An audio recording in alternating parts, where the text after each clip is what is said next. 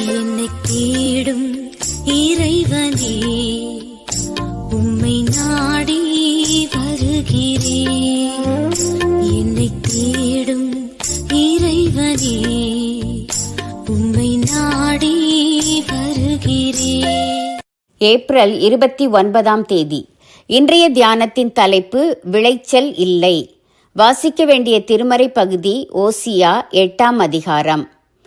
என் வேதத்தின் மகத்துவங்களை அவர்களுக்கு எழுதி கொடுத்தேன். ஓசியா 8:12.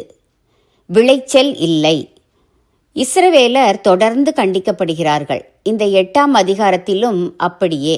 அவர்கள் தேவனுடைய உடன்படிக்கையை மீறியதோடு அவர் அருளிய நியாயப்பிரமாணத்துக்கு விரோதமாய் துரோகம் பண்ணினார்கள்.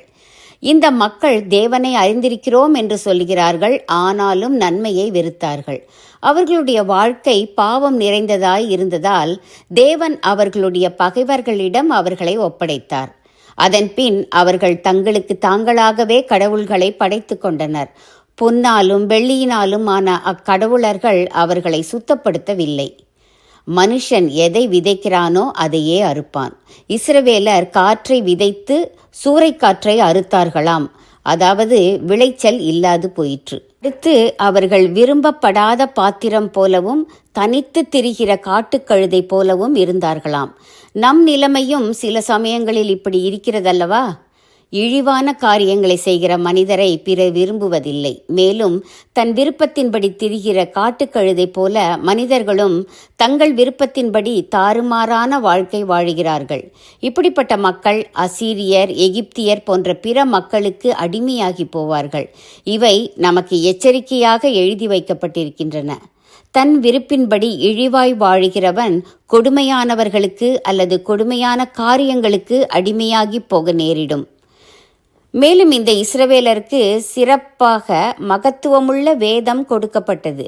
நியாயப்பிரமாணம் இன்றும் பல நாடுகளில் அடிப்படை சட்டங்களை வகுத்து எழுத பயன்படுகிறது. ஆனால் இஸ்ரவேலரும் எப்ராயீமரும் அதன் அருமை தெரியாமல் புறம்பே தள்ளி விலகி அழிவுக்கு நேரான வாழ்க்கை பாதையை தெரிந்து கொண்டார்கள்.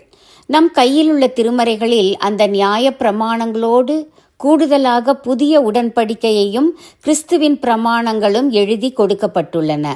நாம் அவற்றை அந்நியமாக எண்ணி உதறித்தள்ளாமல் அவற்றின்படி நம் வாழ்க்கை பாதையை அமைத்துக் கொள்வது அவசியம்.